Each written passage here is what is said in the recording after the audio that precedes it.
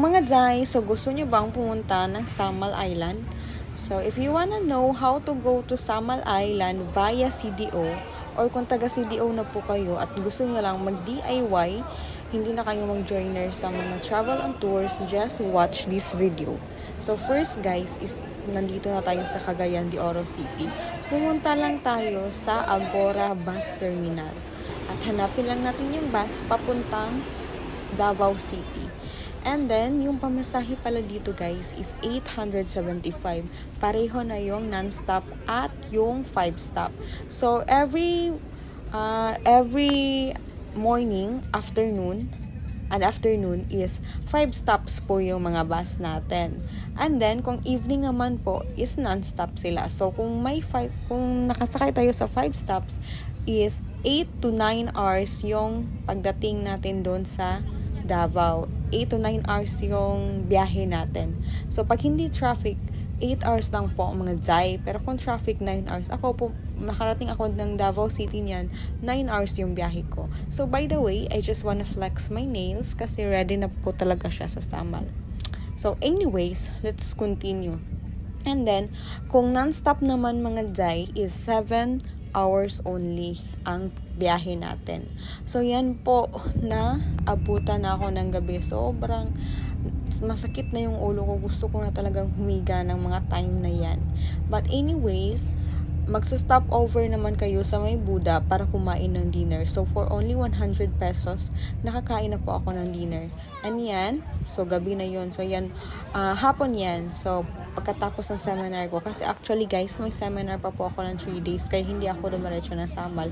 Pero kayo, after dun sa makarating sa Davao, sa may Ecoland Bus Terminal, magtanong lang po kayo sa mga tao doon kung ano yung sasakyan papuntang sa Wharf. Kasi nakalimutan ko kung ano yung sinakyan namin. Basta nagtanong lang po kami.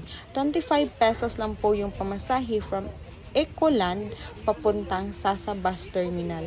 At dito naman po sa ferry papuntang Samal Island is 20 pesos lang po yung pamasahe. Yes po, 20 pesos. Hindi ko rin yan in-expect. So, after that, nakarating na kami sa accommodation namin, itong Yayis Place dito sa Samal Island. So, malapit lang po siya sa mga bilihan ng pagkain or sa market. Pero walking distance siya sa beach. So yan, for only 1,200, ma-avail nyo na yung accommodation na ito. May mini sala set po sila dito. Tap na pwede tayong mag-chill-chill. And then, may fan sila dito sa sala. May dining table pa sila. May lutuan. Pwede tayong magluto dito. So, yun. May basurahan. Nakasegregate yung basurahan. So, mga gamit, plato, kutsara, baso. Yan din. May sink, may sabon, may hand soap, may heater, may air fryer, rice cooker, gasol, ref. So, pina-under ko lang yung ref kasi may binasok ko yung Yakult ko. And then, may hot and cold water din sila. So, yan. I'm just flexing my shirt kasi galing pa ako ng seminar. Naka-DepEd pa ako. So, pinapakita ko yung DepEd shirt ko. And then, ito yung CR nila. So, super linis ng CR nila, mga Jai. So, for only 1,200 ha, super sulit na ito. Parang hindi na talaga sila magkakaginansya nito. Or ano bang tawag sa Tagalog yan, basta yun na yun. So yan, may cabinet din sila na pwede natin i-hanger yung mga gamit natin para hindi masyadong lukot-lukot. And then, may salamin na rin yung cabinet. So, ito yung room. Good for 2 yung bed. So, yung tita at mama ko, dyan sila natulog. And then, yung extra bed is ako. So, may carpet din sila para hindi maginaw yung mga paa natin. So, super sulit na, no? May aircon din dito. May TV dito sa kwarto. So, 1,200 guys for 3 person. So, bali, tag 400 lang kayo. So, may 3 towel, 3 kumot, may water, ano pa ba yung pinapakita ko dyan? So, may electric fan sa sala kasi sa kwarto lang yung aircon. And then, yan, piniflex ko na naman yung gamit kong shirt na galing pa ako ng seminar. So, guys, if you wanna book here, just message their FB account, Yayis Place, yung pinakita ko sa video kayo na yun yung spelling. Search nyo lang sa Facebook, mga Zay. So, yan, may vanity table pa sila. So, natuwa ako kaya nag-video na ako, nakabihis na ako yan, ready to sleep na. So, natuwa talaga ako. Ang cute ng vanity table. So, yan. Nagluto na kami. Naglakad lang kami papunta doon sa bilihan. So, ang niluto ko is yung simple lang na ulam, mga guys. Kasi mga Jai, sobrang pagod na ako ng mga time na yun. Gusto ko na matulog. So, nagluto lang ako ng chicken nuggets at chicken tocino. So, yan. Bali, 100 lang yung nagasto namin sa hapunan namin. So, the next morning, guys, for our breakfast is nandito kami sa Elroy Cafe. So, sinerch ko to sa TikTok and then ang daming mga videos na nagsasabi na ang ganda talaga dito kasi parang pang Bali inspired yung kanilang team dito. So, we came here for breakfast. So, kahit hindi po pang breakfast yung in-order namin kasi gusto namin tikman yung kanilang kinilaw na isda. So, yan po ang yung breakfast namin. And by the way, guys, nakita ko pala sa TikTok na free daw yung entrance pag kakain tayo dito sa cafe. Pero guys, hindi po free yung entrance. Nagbayad po kami ng 100 pesos per head. At kumain po kami sa resto nila dito sa cafe na ito. So, akala ko po consumable or ano, pero hindi po, magbayad po kami. So, in order lang po namin is kinilaw at sisig, good for 3 person na po yan. So, yan lang po yung order namin kasi gusto rin namin matikman kung ano yung lasa ng kinilaw nila dito. So far, masarap naman po. And then, all goods naman po, kahit yun nga lang po, yung masasabi ko na hindi po free yung entrance if mag-order tayo or hindi po siya consumable. So, iba po talaga yung entrance at iba din po yung payment natin para sa order natin. So, yan po, kumakain na kami and it's so maganda. Marirecommend ko din naman po ito kasi yung ambience po niya is super ganda. So, nandito lang po talaga kami for breakfast. Hindi na kami nag-swimming or nag-do ng any activities. So, by the way po, every night din po dito, Saturday night is my party sila, nightlife sila dito na may 250 na entrance fee. So, kung day tour lang, so 100 po yung entrance. So, yun po yung binayaran namin at yung food namin. So far, so good. Maganda din po to pang picture-picture. Kung kagaya ko, na mahilig kayo mag-picture, maganda po dito sa Elroy. So, I am recommending po talaga this cafe. Taste test for the kinilaw. Kaya kay kudo agin sa lakuan ba? Against the heaven. Against the heaven. Against the heaven above.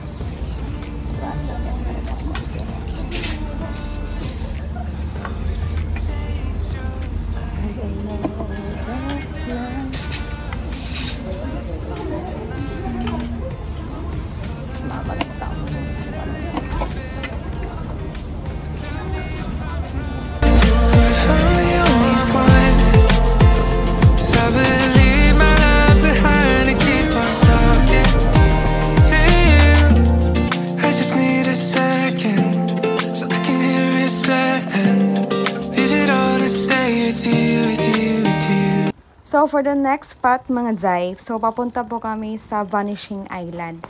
So, ang nagastos po namin dito is yung entrance fee na 20 pesos at may environmental fee po na 50 pesos. Pero yung environmental fee po is magagamit mo na siya sa kahit anong government owned na mga spot. So, one time lang po yung pag-pay. So, kung pupunta po kami ng halimbawa doon sa falls, so government managed din yung tourist spot na yun, so hindi na kami magbabayad ng 50 pesos. At tapos dito naman po sa boat namin is 500 pesos po, good for 5 packs na yan. Kaso kami, 3 lang kami, Pero ang babayaran namin is 500 pesos pa rin po. Kasi bali isang biyahihan po yan ni Kuya Driver. At by the way, sobrang lapit lang po ng Vanishing Island.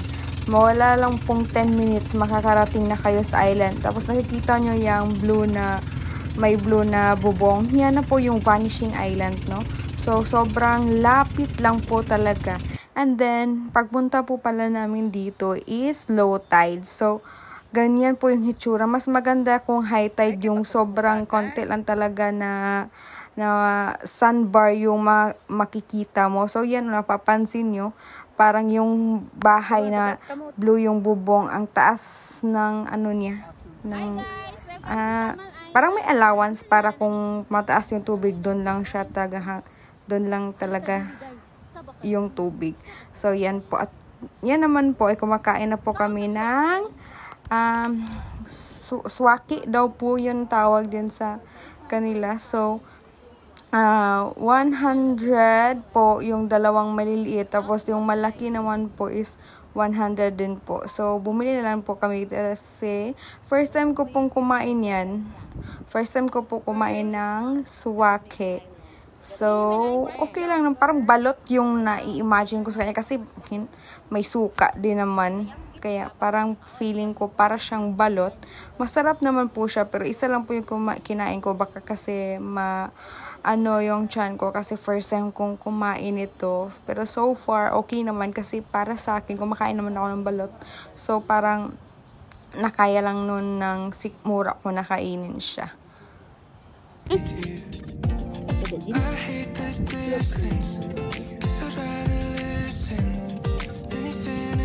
Berasa balot.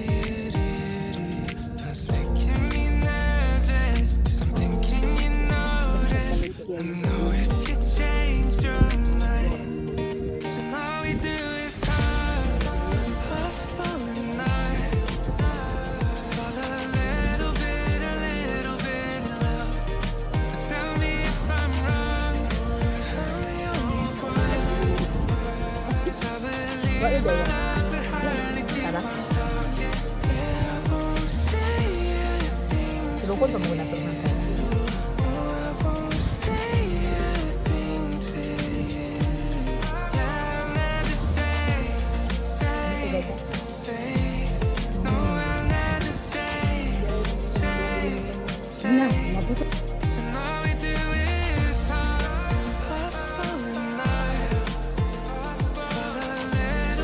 Next spot naman po namin is dito sa may Hagimit Falls, mga Zay.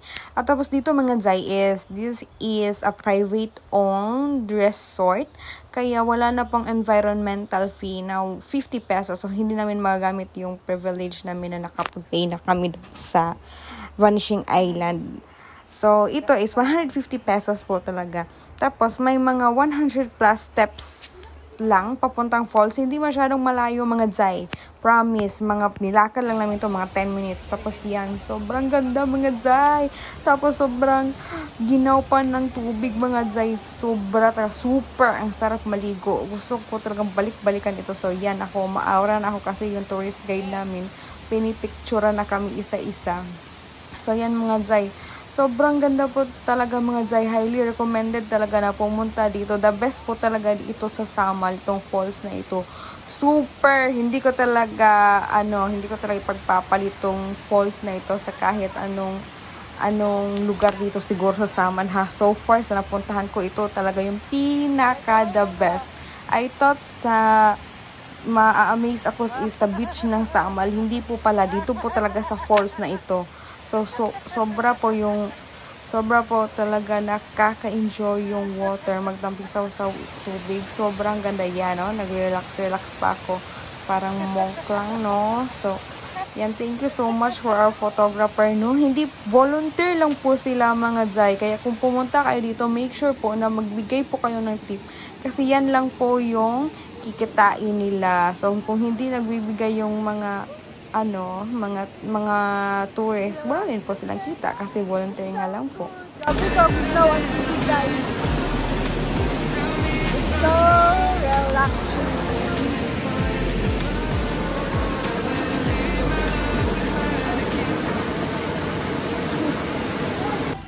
And next naman po is itong Kaputian Beach Park. So, yung entrance fee po dito is 100 pesos. And then, need nyo po rin po mag-pay ng environmental fee. So, since nakapagbayad na po kami, so, libre na po. Wala na po kaming babayaran doon. At dito na rin po pala kami kumain. Sobrang affordable din naman ng food nila. Tapos, ang sarap pa ng tinolang isda kasi yun yung in-order namin. Tinolang isda at pansit. Hindi mawawala yung pansit kasi gusto ni mama kumain ng pansit. So, yan. Pero ako nagtinolang isda lang po ako. Fish lang po yung kinain ko. Tapos, a little bit of rice. Kasi nga, magtutupis tayo dito. Pero, ano ba yan? Ang laki pa rin ng tiyan ko kasi naparaming kain ko dun sa Ilroy sa breakfast namin. So, yan po. Masarap po at marami naman po yung serving nila. So, si Kuya Driver pala na tour guide namin, hindi siya kumain kasama namin. So, pinilit talaga namin siya pero ayaw niya kasi kumain na raw siya doon sa may falls. So, ito po yung beach na napuntahan ko dito sa Samal. Yung first, yung Vanishing Island as next is itong Kaputian Beach Park. So, maraming tao guys, maraming nagtitent. Marami talagang nililigo. Tapos, nandito pala yung iconic na I Love Samal. So, ito pala yun. Tapos, yan. Sila mama at tita. Sobrang excited maligo. So, yan guys. Not so white or not so fine white kasi may mga rocky-rocky yung mga sand nila. Pero, so far guys, nice din po yung water dito. Naligo nga po ako dito eh.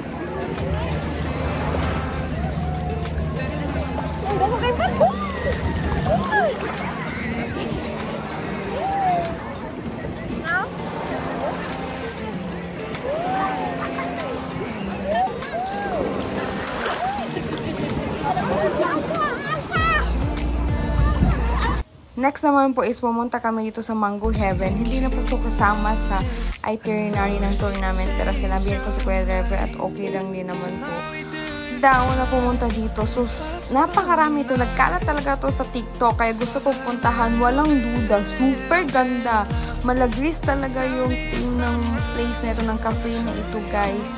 Kaya kung gusto nyo talagang makapag-picture ng parang nasa ibang bansa kayo, punta talaga kayo dito. But, honest review lang po. Walang food po dito. Tapos, yung entrance fee is 150. Sobrang mahal po ng entrance fee. Tapos, hindi na po siya consumable kasi nga hindi na sila nagsiserve ng food. Ang ganda-ganda pa naman ito pero parang hindi naging sulit yung 150 namin. So, kasi kapos na kami sa oras, yung 150, pwede sanang makaligo ng pool nila at yung kawa. Pero nga, wala na kaming time. Kaya, sobrang parang nasayangan ako sa 150 kasi yun lang, picture lang. So, sorry po talaga Mango Heaven, honest review lang po talaga ito. Dito din po sana kami mag-overnight, kaya lang fully booked. So, okay na rin po na fully booked kasi hindi ko talaga napustuhan kasi walang food, walang yung gusto kong kumain doon sa swimming pool sa breakfast na may food na yung parang sa Bali, Indonesia. Walang ganun po. Hindi po yun available lahat kasi sabay-sabay daw po nag-resign after ng party nila. Lahat po ng empleyado sabay-sabay nag-resign. Kaya ganyan. Pero kung yung lugar lang talaga, sobrang ganda po talaga. Aesthetic po talaga yung lugar na ito.